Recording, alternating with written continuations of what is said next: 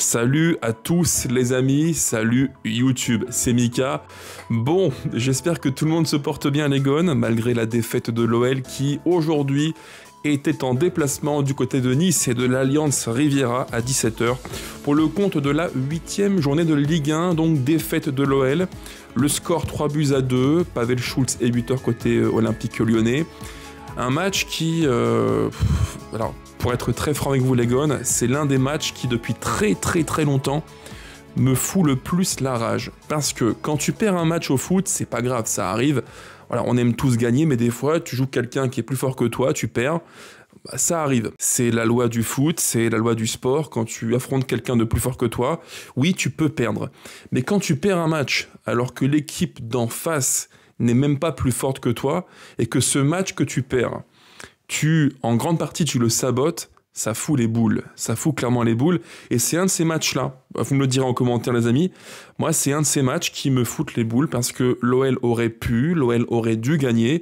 L'OL aurait dû, dans un monde idéal, en étant plus sérieux et rigoureux défensivement, prendre 3 points et pas 0. Mais l'OL en prend 0 parce que l'OL est une équipe qui, malheureusement, par à-coups, par moment, par réminiscence, est une équipe qui se montre fébrile. Les mots MAUX de l'OL, ils remontent à maintenant quelques semaines. Il y avait eu Utrecht, match très laborieux, Salzbourg, pas beaucoup mieux, Toulouse évidemment, et d'autres matchs que j'oublie en Ligue 1, et donc là, Nice, défaite de l'OL qui fait mal, et qui nous rappelle surtout que cet OL-là, comme souvent je le dis en vidéo sur la chaîne, n'a pas beaucoup de marge de manœuvre, même si, et attention, je tiens à le dire, hein, je le dis en préambule, je ne ferai pas un débrief assassin, c'est pas le but du tout, parce que perdre ça arrive, et un OL qui a en théorie moins de qualité peut perdre en Ligue 1, c'est pas une infamie quand tu es l'OL, de perdre à Nice, ça peut se produire, il y a un monde où ça existe. Et ce qui me dérange le plus en débrief, après un match comme ça où on perd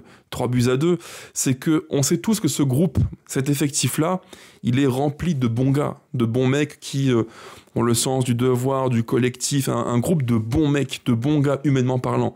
Mais après un match comme ça, il faut forcément qu'on souligne les points les plus négatifs, et malheureusement, en ce moment, le négatif l'emporte sur le positif, en tout cas dans mon analyse du match que je ferai juste après. Avant de commencer les gones, n'oubliez pas, si vous aimez le contenu, pensez au petit pouce qui prend une demi-seconde, et en plus c'est gratuit, c'est le tout petit geste qui aide vraiment beaucoup au référencement.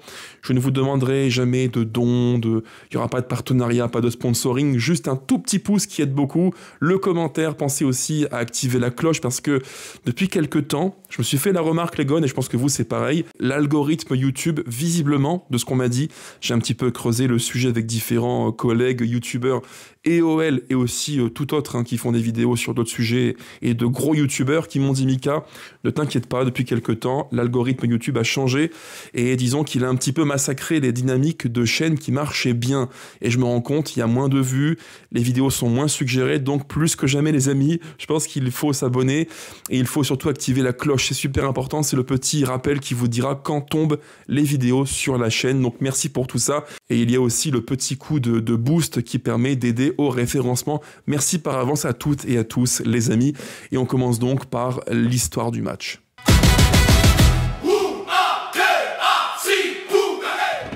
Alors pour commencer, petit retour sur la compo de départ qui, il faut le dire, avait quand même quelques changements.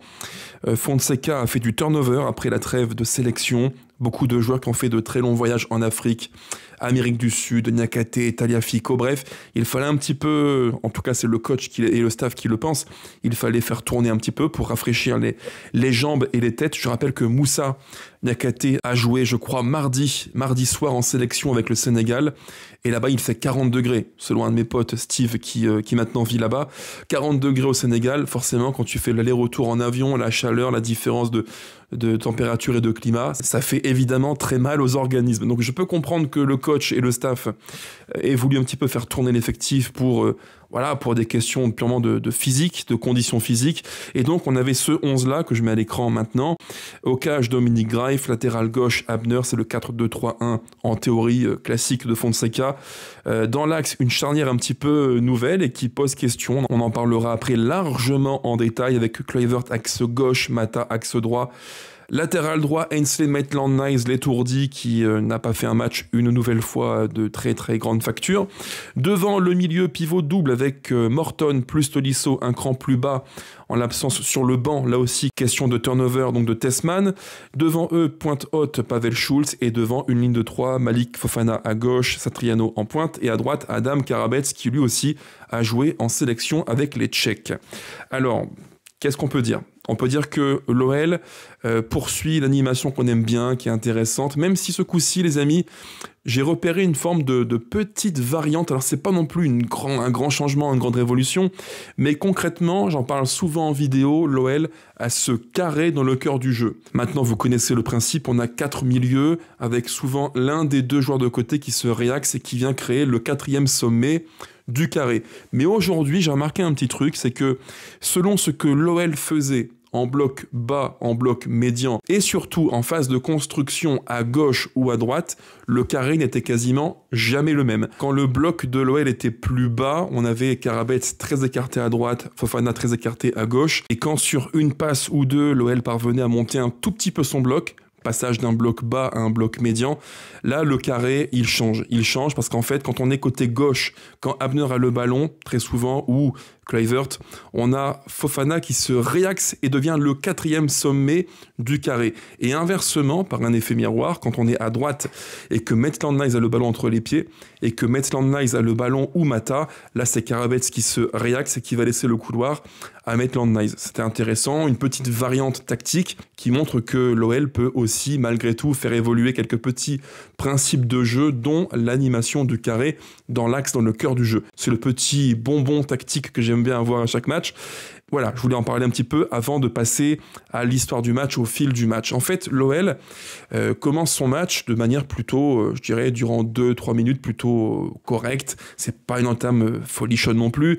En fait, bien souvent, l'entame des matchs sert un petit peu aux 2 équipes à se jauger, à voir qui fait quoi, comment on se déplace les uns par rapport aux autres. Ça sert généralement à ça, l'entame de match. On se jauge, on s'observe, on se regarde, on se calcule, et après on lâche progressivement les chevaux. Sauf que là, le grand malheur pour l'OL, c'est que Nice nous cueille très vite. Dès la 4e minute de jeu, l'OL est saisi, l'OL est cueilli à froid. Et sur l'action du 1-0, on a une panoplie malheureusement de toutes les lacunes défensives individuelles et collectives qu'on a vues au cours du match, parmi lesquelles la très grande difficulté à gérer les transitions. Alors ça a été la ritournelle négative pour l'OL quasiment tout au long du match. Les transitions, l'attaque de l'espace par Boudaoui, par Ali Chaud, par Boga, par Diop, ça a été pour nous un calvaire très très longtemps durant le match. Et sur le 1-0, on a exactement ça. On a d'abord un pressing qui est, je dirais, mal coordonné. Un pressing dans lequel certains joueurs de l'OL montent très très haut, Satriano, Fofana, Karabets, Schulz, qui vont quasiment devant les cages de Diouf, qui pressent très très haut, qui vont chercher la relance côté niçois, et derrière, ça ne suit pas, ou c'est en retard. Et sur l'action, on a vraiment ça. Klose à droite a le ballon, et comme il a 1 seconde de trop pour pouvoir lever les yeux et ajuster, Abner est en retard au marquage, au cadrage. Klose parvient à trouver sur une passe de 20-30 mètres Ali Chaud à droite, qui est au duel avec Kluivert. Kluivert remporte tout d'abord le duel, et après c'est la Bérésina, c'est toute la naïveté, et pour le coup, aujourd'hui, la médiocrité défensive de l'OL. Sur une passe profondeur, personne ne suit, on le voit clairement sur la séquence arrêt sur image, entre Morton et Mata, il y a une incompréhension. Morton dit à Mata, vas-y, prends-le, il n'y va pas ou en retard, et là c'est trop tard. Quand tu laisses à Ali Chaud, à Boga, à Klose, à qui tu veux, qui ont des capacités d'accélération et de vitesse au-dessus de la mêlée, quand tu leur laisses 1 demi-seconde ou 2 mètres pour prendre le ballon et accélérer, eh ben c'est 1 demi-seconde ou 2 mètres de trop qui te mettent littéralement en retard. Et l'OL est littéralement en retard sur toute l'action du 1-0. Vraiment, j'insiste, mais sur toute l'action, on est en retard, on fait tout mal. Naïveté défensive, des duels défensifs perdus, et le pompon, c'est que à la fin de l'action, Maitland-Niles doit couvrir à gauche Melvin Barr qui arrive à toute berzingue, sauf que l'anglais ne prend jamais l'information. Jamais. Sur la séquence de jeu, alors oui, il se replie, ça paraît la moindre des choses pour un latéral droit, mais il ne prend jamais l'information. Ce qui fait que Melvin Barr arrive très très vite, il reprend du gauche très puissant, et là je dois le dire aussi que sur l'action, et vous me direz en commentaire les amis, pour moi Dominic Greif, il n'est pas irréprochable. Voilà, je pense que prendre un but comme ça, inter du pied gauche, alors certes puissant, mais pas non plus imparable, le tout au premier poteau, voilà, je pense qu'il y a mieux à faire. Je pense qu'il y a mieux à faire et que pour le coup, Dominic Greif, il n'est pas exempt de tout reproche. Donc Nice mène 1-0 rapidement dans le match, et dans la foulée, il faut le dire, l'OL ne baisse pas les bras. Ça, j'ai aimé. On a vu un OL qui, malgré tout, sur une séquence de quasiment 10-12 minutes, un OL qui a pris le ballon, temps de possession, affirmé, et on voit une très très belle action qui a rappelé ce but magnifique de l'OL contre Toulouse, une séquence de jeu depuis notre camp et sur une séquence très rapide, verticale, 3-4 touches de balle, projection, frappe, but. Là, on a eu le même type d'action en tout début de match, sans pour autant conclure, c'est dommage. Ça aurait été très très beau une fois de plus. Mais voilà, ce qui est bien, c'est que malgré le 1-0, malgré le début de match compliqué, qui te cueille à froid, malgré ça, l'OL ne lâche pas. Et l'OL reprend le fil de son match. Ça, j'ai aimé, c'était positif. Et je dirais que durant, oui, jusqu'au quart d'heure du match, du coup d'envoi au quart d'heure du match, on voit un OL qui, oui, a la possession, est en bloc installé relativement haut dans le camp de Nice.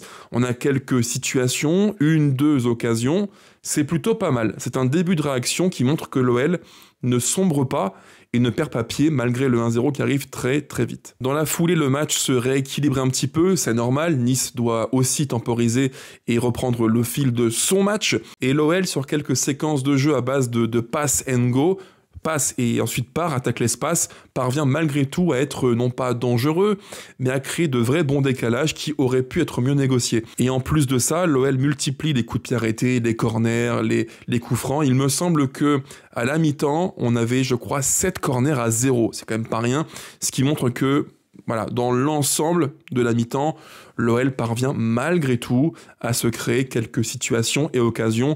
Et ça, c'est l'un des points positifs du match. Mais le gros problème, c'est que malgré ces différentes situations, occasions que peut se créer l'OL offensivement, donc avec ballon, malgré ça, l'OL sans ballon n'est pas le même que l'OL avec ballon.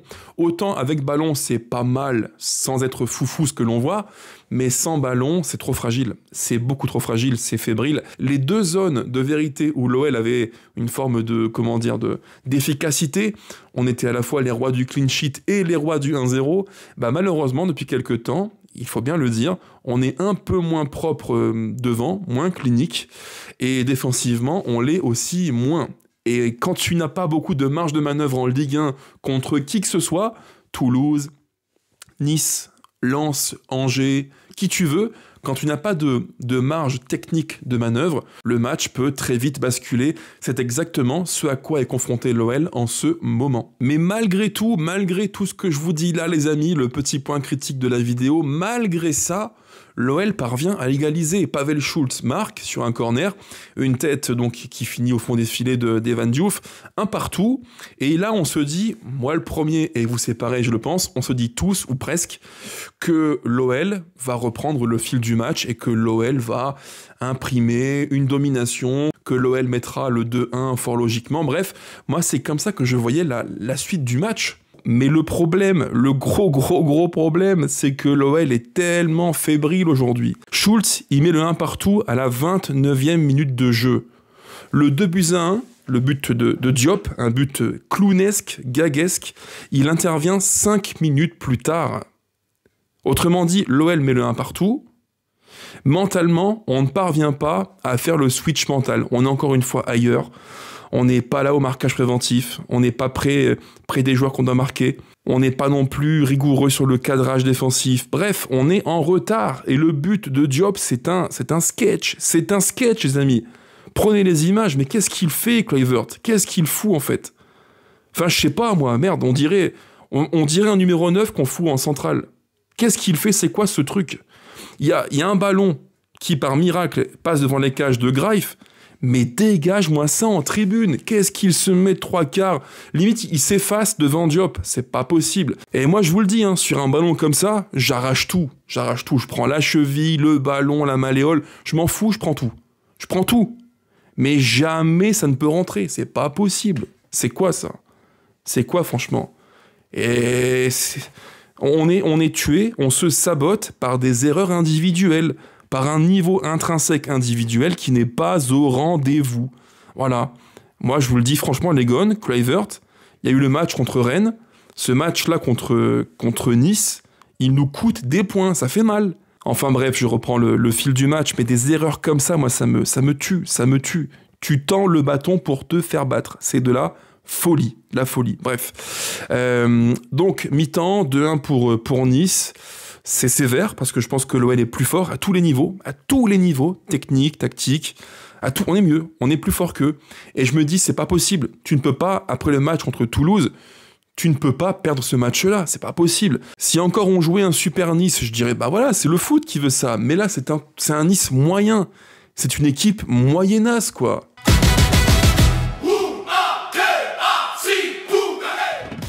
Et la seconde mi-temps, je vais vous dire un truc, je vais même pas en parler. Ça sert à rien parce que c'est le prolongement de tout ce que j'ai dit juste avant. Un OL qui, oui, a le ballon. Un OL qui, oui, est dans le camp des Niçois. Mais un OL qui est tellement naïf, Sur mon calepin, j'ai relevé, je crois, entre le coup d'envoi et la fin du match, j'ai relevé, je crois, 6 moments du match où l'OL se fait fouetter en transition. Ou sur un appel plus vertical. Moi, je pige pas les Gones. Faut qu'on m'explique un truc. Franck Hez, ça fait maintenant des années qu'on le voit en Ligue 1. On le sait, tout le monde le sait, tout le monde du foot en France le sait. Franck Hez, c'est quoi? C'est le 3-4-2-1 qu'il a appliqué à Lens et qu'il reproduit à Nice. Il y a zéro surprise. Tous ceux qui ont vu les matchs de Lens sous Franck Hez, tous ceux qui ont vu les matchs de Nice sous Franck Hez savent exactement de quoi je parle. Dans le 3-4-2-1, dans l'animation de Franck Hez, les joueurs qui sont les plus importants, c'est non seulement les pistons qui bombardent, qui prennent les côtés, qui se projettent et qui bien souvent marquent beaucoup de buts. Rappelez-vous le lance de Franck Hez avec 2 pistons hyper offensifs, à gauche Machado, à droite Klose ou Frankowski. C'était exactement ce que je vous dis là. Et souvent des buts qui étaient marqués par les pistons. Donc que l'on voit Nice avec des pistons comme Klose et Melvin Barr qui prennent l'espace, qui se projettent, c'est pas surprenant. Voilà, c'est pas une grande découverte. C'est pas un truc qui est nouveau. Ça tombe pas du ciel. C'est un truc qui est vu, revu, travaillé. Il y a zéro surprise. Mais en plus de ça, dans ce que je vous dis là, dans le 3-4-2-1 de Franck Hez et à Lens et à Nice, il y a un autre secteur qui est super important. C'est les deux du 3-4-2-1. C'est les joueurs les plus clés de Franck Hez. Les deux qui vont soutenir le numéro 9, ils ont un rôle super important. Ils décrochent, ils contribuent au jeu et en phase offensive, ils vont attaquer l'espace. Ils vont attaquer encore et encore l'espace.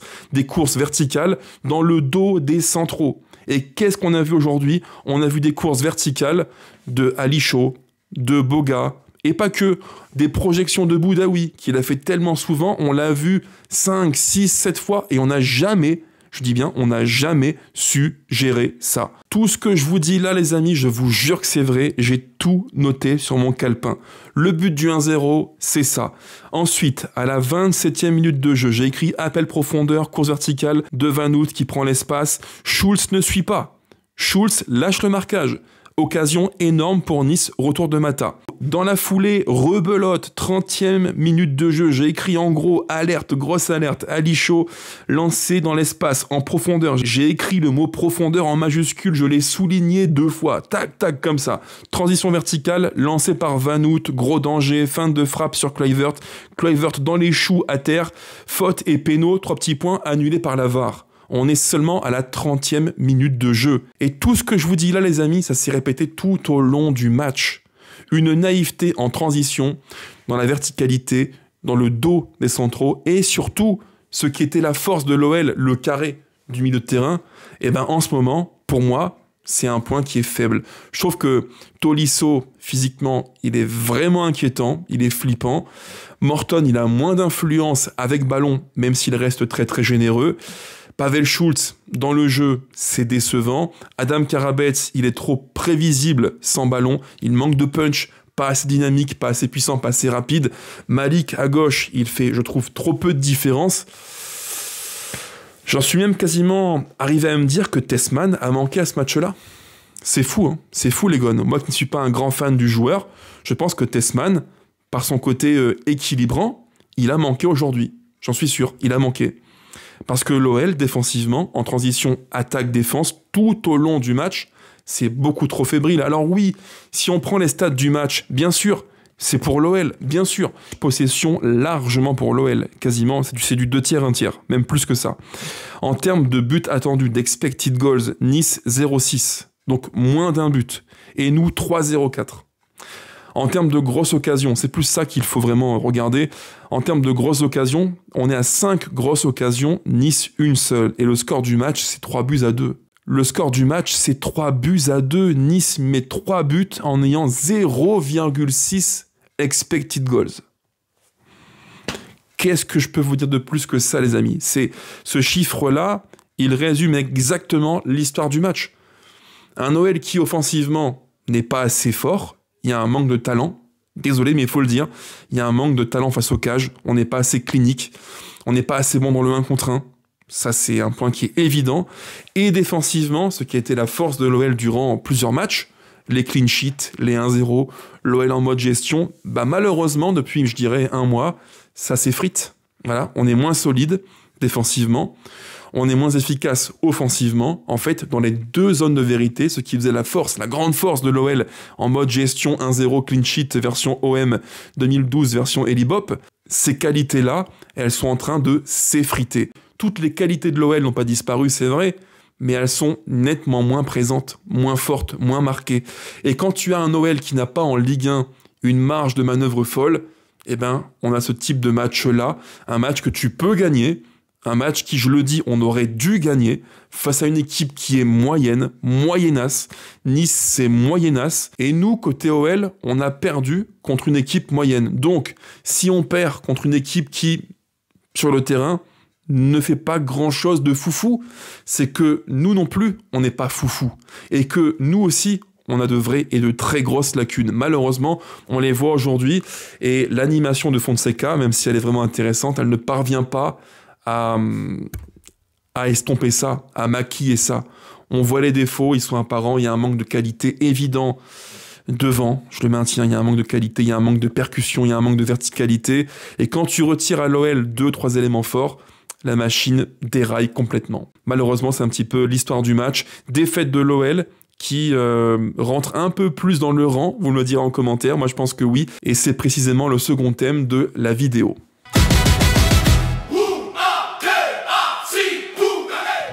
Alors oui, je le pense vraiment, je crois que l'OL rentre dans le rang discrètement, progressivement, peu à peu, au fil des matchs. On voit en fait, je pense, le vrai visage de l'OL, une équipe qui peut, quand elle est vraiment extrêmement rigoureuse, disciplinée, qui peut prendre des points contre quasiment tout le monde. Ça, c'est bien. On a vu une belle animation. On voit un OL qui est rempli de vertus très positives, qu'on a vu jusqu'à encore très peu de temps. Discipline, courage, sens des efforts, les courses. Tout le monde défend les uns pour les autres. Personne ne triche, ou presque personne. Je dis bien presque.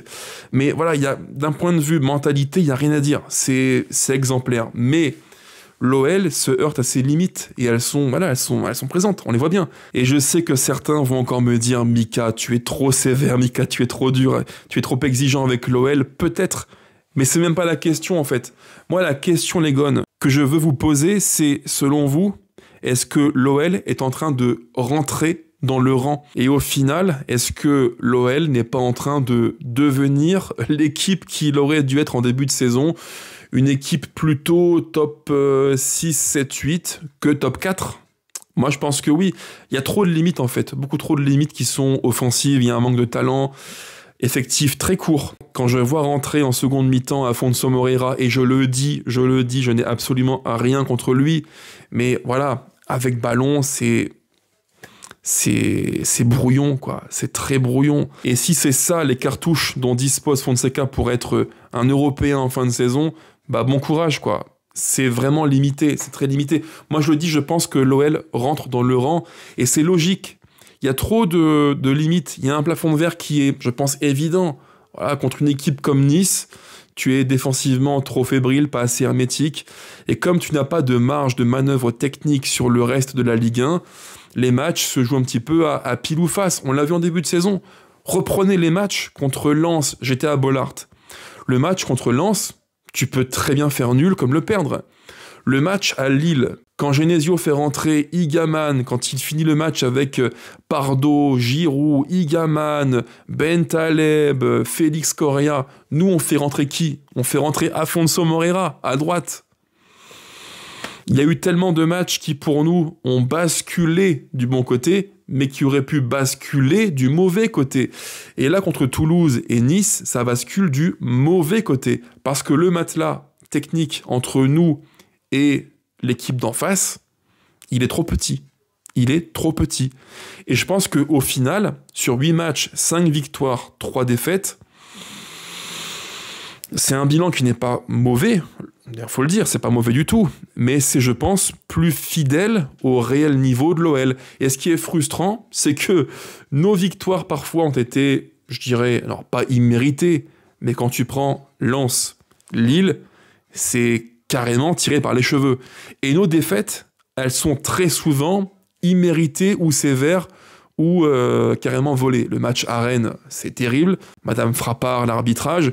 Contre Toulouse, c'est pas non plus illogique qu'on ne gagne pas, mais je pense que l'OL aurait dû mieux faire. Et là, contre Nice, j'ai la rage. J'ai vraiment la rage. Je pense que l'OL aurait dû, dans un monde normal, prendre 3 points. Parce qu'en face, c'était moyen. C'était très, très, très moyen. Donc voilà, je dirais que je pense que l'OL rentre dans le rang progressivement. C'est pas illogique, c'est pas une critique de ma part. C'est un constat qui est, voilà, objectif, froid, c'est factuel.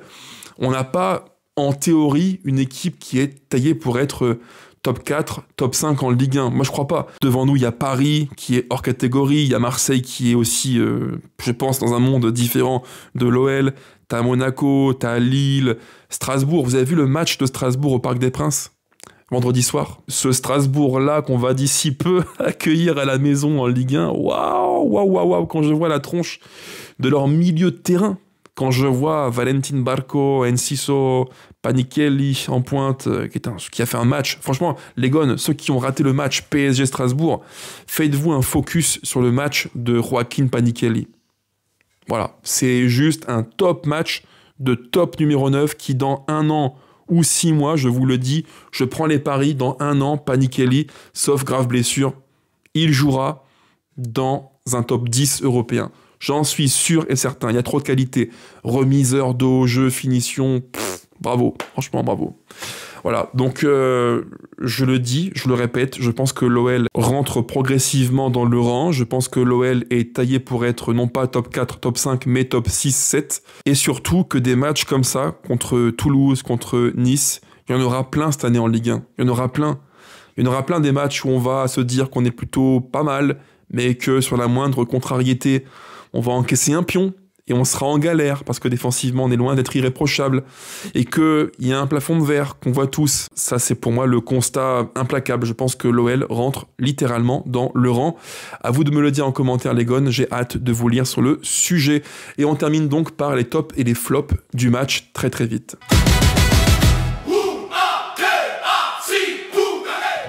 Alors pour le top du match, c'est compliqué parce que après un match comme ça, où franchement t'as envie de te taper le crâne par terre, trouver un ou des joueurs qui sont les tops du match, c'est un bien grand mot. Alors je pourrais dire Morton qui fait un match voilà, correct, je dirais correct, voilà, sans plus.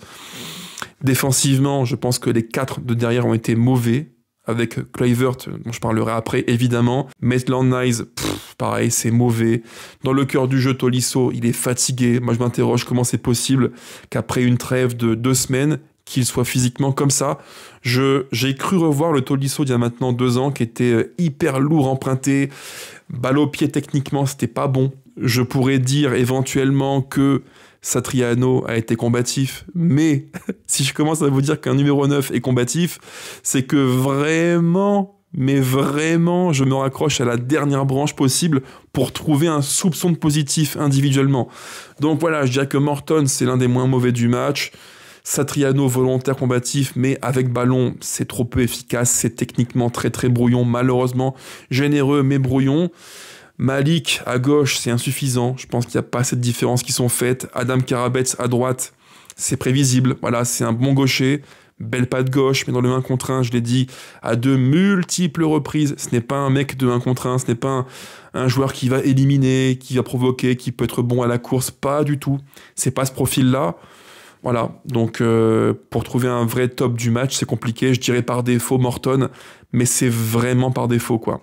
Et mon flop du match, alors il y en a plein qui m'ont déçu, plein.